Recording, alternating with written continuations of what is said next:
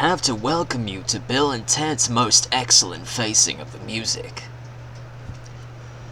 But first, we have to talk about Bill and Ted's most excellent double feature, which features Bill and Ted's most excellent adventure and Bill and Ted's bogus journey.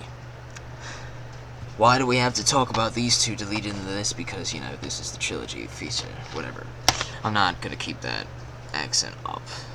But Bill and Ted here is prime Bill and Ted. We all know that Bill and Ted was like that big rock and roll comedy. The first one was the turn of the 80s, 1988-89, filmed in 88 through 89, released in 89. It was very 80s type of vibe. And then the second one was ending of the 80s into the beginning of the 90s. One was 90s, one was 80s, but it felt good. It felt really good. Both of them did.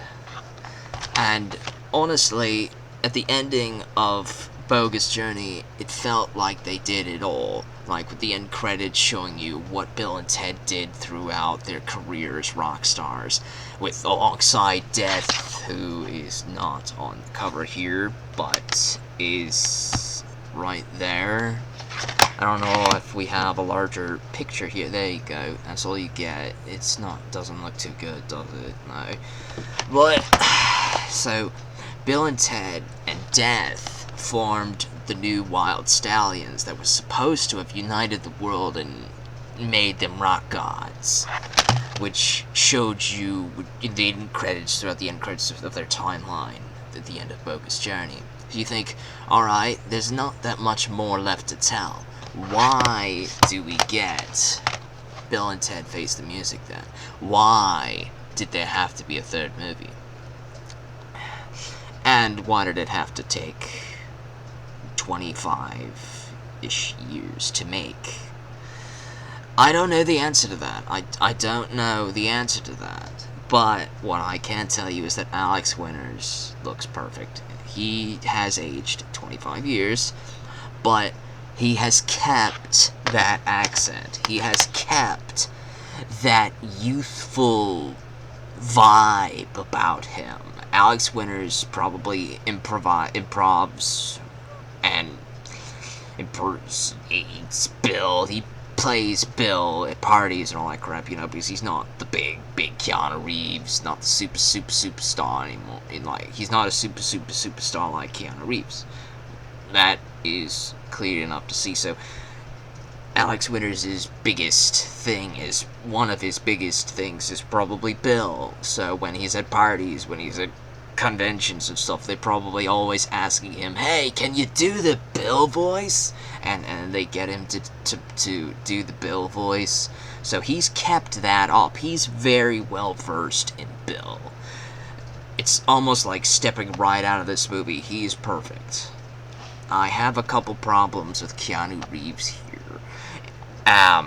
Clearly we have a meme that says Keanu Reeves doesn't age. Well, clearly this is like a 30-year difference.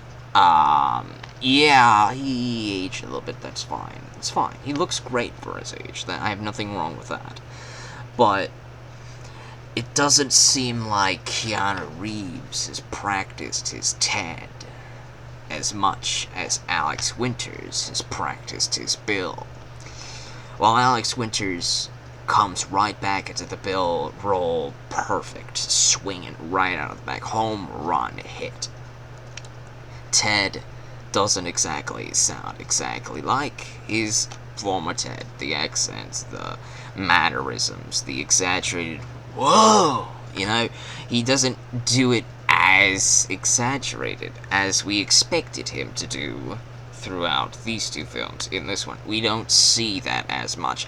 He's still very entertaining. He's still very good. He's just not as good as Alex in regards to bringing back their old roles, their 30-year-old roles, 30-year-old roles. Yeah, actually is 30-year-old roles if you consider 1989, 99, 2009, 2019. It has been 30 years. I don't know when they shot this, but they wanted to do a third one for a long time. They usually have the year somewhere, 2020. So I'm going to say that they filmed it throughout 2019. So, roughly the 30-year anniversary. And we've got Bill and Ted again. The Bill and Ted focuses on two distinct plot lines. As you can see, they have the next generation here. Their daughters. I don't remember their names. I'm just gonna say Billiet and Theodora. Actually, her name probably is Theodora. Theodora. I don't really know what this one was, but it's something with Bill in the name, because, you know, that's how they did it. They made their middle names basically Bill and Ted, and that's what they usually call themselves.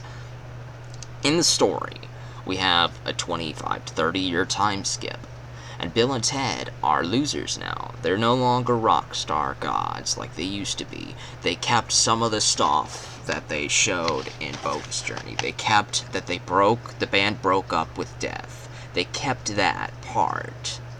So, we show Bill and Ted as losers after breaking up with death. And they're now playing minor gigs at weddings. Probably involving their own family members because they can't get gigs at other weddings. They're shadows of their former selves. And apparently they have not created the song that united the world, which we all thought they probably figured out how to do when they joined forces with Death and created their new Wild Stallion trio.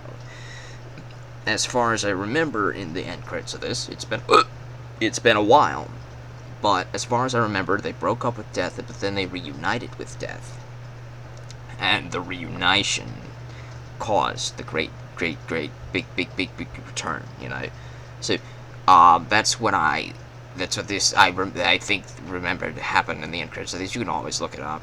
I didn't for this video, as you could tell. I'm just coming off of this after just watching this.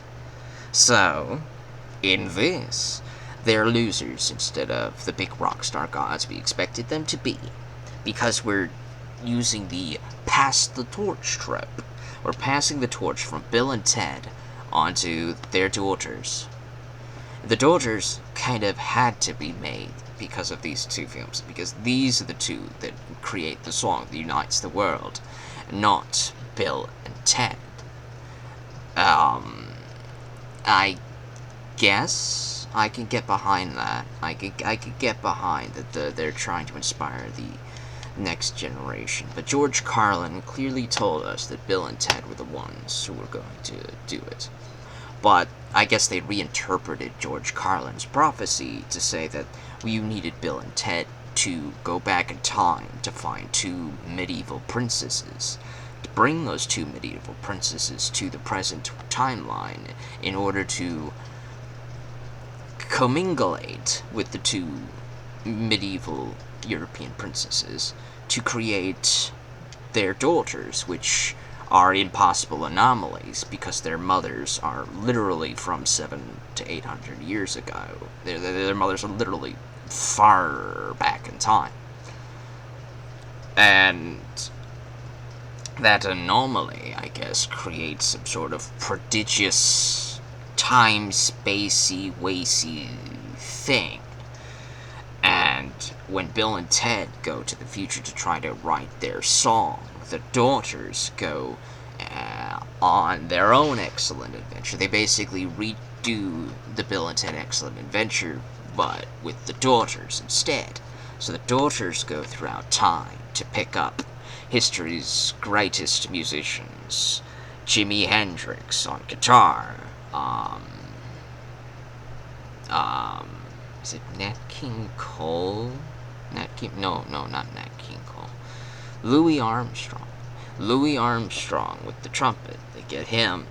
They go find Mozart. They go find some Cro-Mag caveman who's really good at banging on things rhythmically. They find who else? They find some. I don't want to pick a country because I could be wrong, but I might be right in thinking that she's Chinese. They go find a Chinese musician lady. that Mozart's pretty inspired from. So they grab all these people from all throughout time, and they also find Kid Cudi. They grab Kid Cudi, who has flung himself here from the time-space quantum fluctuator or whatever, and Kid Cudi helps them figure out the time-spacey waciness, and Bill and Ted realize that their daughters are the ones who make the song. So technically they're still important. Technically they needed to do this in order to get death from the bogus journey and the two babes from their timeline adventures. They had to get them in order to create the daughters and have Death join the daughters' band alongside history's greatest musicians, alongside Bill and Ted on guitar. And they all form this massive band, and they play throughout time and space because they go into the phone booth box. They're the Bill and Ted artists. They go into the Bill and Ted artists, and they go press the infinite button, because of course you press the infinite button and it takes Bill and Ted infinitely throughout time and space, and they tell everybody infinitely throughout time and space, hey dudes and dudettes and aliens and everything else that exists in between the quantum time fluctuator expansion, you guys and people and entities, all sorts of biological entities, you guys need to play this music, man. And women and all this stuff, you dudes, you gotta play this. And then they go throughout all time and space, and apparently Jesus is in modern times, because of course everybody, historical figures are coming all throughout time and space. George Washington's hanging out at this crowd, listening to this band, and so everybody's getting music. They're all playing together. The idea is not necessarily the song is that revolutionary. It's the fact that Bill and Ted and their daughters managed to go throughout all time and space, and managed to get everybody throughout time and space to play the same song at the same time, and that somehow fixed the quantum reality defibrillator. Oh, and Kid Cudi's station. Yes, Kid Cudi, who shows up in this as the quantum guy. Kid Cudi is station. He's station. They don't elaborate on that. I'm very curious about this. I'm not surprised, but it's... All I can say is that this is a very fun movie, and it does a lot of things that you don't expect after having seen these two. It does a lot of things that you don't expect. You think it's gonna still be about Bill and Ted, and it is, but it's more about family. It's about the family and the impossible children that they had to go on these two movies in order to create, and the time-space fluctuator to create this song throughout all of time and space, and of course for marketing and nostalgia, because that's the only reason this thing exists. But I'm glad that it does exist, even if it's not as good as the first two Bill and Ted's. It's not. It really isn't. They brought so many of the original actors in. I'm afraid they couldn't get George Carlin. He was a little bit busy. But they managed to get everybody else that they could find to return to play their original roles that were in the first two Bill and Ted's. And it worked. It was a very fun ride. But at the same time, watching Bill and Ted Face the Music just made me realize that I like these two a whole lot more, and that I'd probably rewatch these two again rather than rewatching Bill and Ted Face the Music. I don't know how that happened, but basically this film just made me appreciate the first two films more, if that makes sense. Like, for example, when you have the Harold and Kumar stoner comedies, and the Harold Kumar Christmas movie that came out many years after Escape from Guantanamo Bay, and when you watch the Christmas feature, it just makes you want to watch the White Castle and the Guantanamo Bay movie again.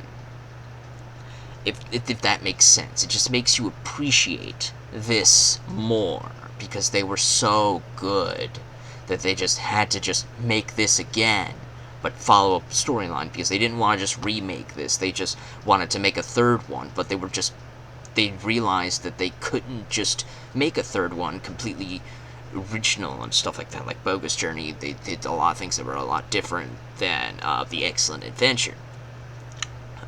In Face the Music, they did do a lot of the stuff from Excellent Adventure again, especially with the daughters. They basically do the Excellent Adventure again. And then they find death, and they have to deal with death and all that stuff. But they do have some new storylines in this. They do have some new characters, new plot lines. George Carlin's daughter, not his biological daughter, at least I'm not aware that she is, but the character in here plays Rufus's daughter, Rufus being George Carlin's character in these two films, because, George Carlin's a bit busy. They couldn't get him. I think he was a bit under. So they got everybody they could. They got George Carlin's daughter, they got George Carlin's wife, who plays the supreme leader of the future society, and they have a robot named Dennis, who reminds you that his name is Dennis, who accidentally ends up killing the daughters and everybody here, but that actually ends up playing into Bill and Ted's advantage, because they needed to apologize to Death and get him to rejoin the band, and there's no way they could really find Death without dying. So Death breaks the rules again, and brings everybody whom Dennis accidentally killed back to life. Everybody's back to life in the present day, where time and space is collapsing. They make the music, and they face the music, they play the song. Bill and Ted's storyline is basically going throughout their own future. They meet their future selves, and they realize they get progressively more and more losers. They become losers who get divorced by their wives. Their daughters hate them. They play at retirement homes and things of that nature. Then they go further into the future, 3 more years into the future, and they find that their future selves are now squatting in popular people's homes because they're now homeless. They're basically con men.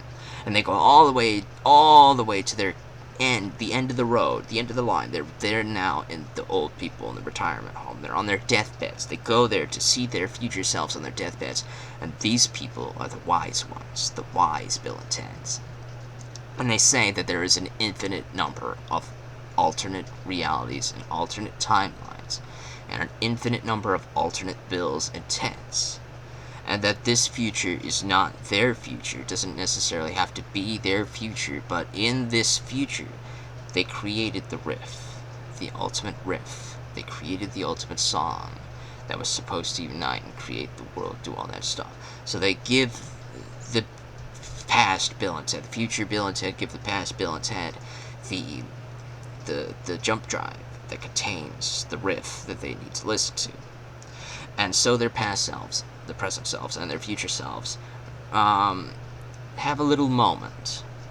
Ted, past Ted, present Ted, past present Ted, says to future present Ted, "I'm sorry I never got to know you." And the future Ted says, "That's my fault. Whenever I looked at you, all I saw was myself." And past present Ted responds with, "Me too."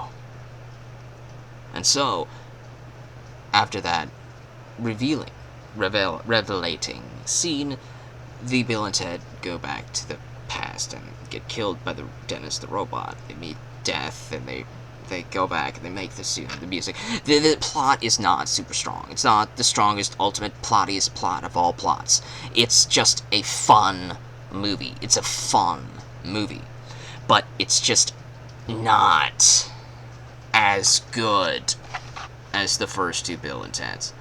it's still worth watching to see what they decided to do with the characters, I guess. You're probably going to either end up disappointed with Bill and Ted, but also end up proud of their daughters at the same time.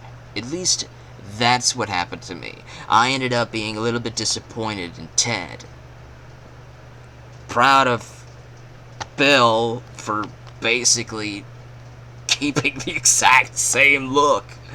But, I was proud of the two daughters that they created. I was proud of those characters, right? So these two ended up surprising me. But they were basically emulating their dads. They were emulating their dads, but in a modern 2010s, 2020s world, if that makes sense. They were basically emulating how Bill and Ted may have turned out were they born as 90s brats. If they were born as 90s brats, they would have turned into the Bill and Ted, into these characters in this modern society. With access to all sorts of technology, they're always scouring the internet, they're learning all sorts of things that colleges wouldn't teach them because there's all sorts of Googles and Wikipedias and all that crap, so they're basically educating themselves on all things music. They're kind of losers like their dads, but in a different way. They're extremely intelligent, unlike their dads, because they got that from their mothers. But they get the musical talent from their dads, but they're still losers like their dads.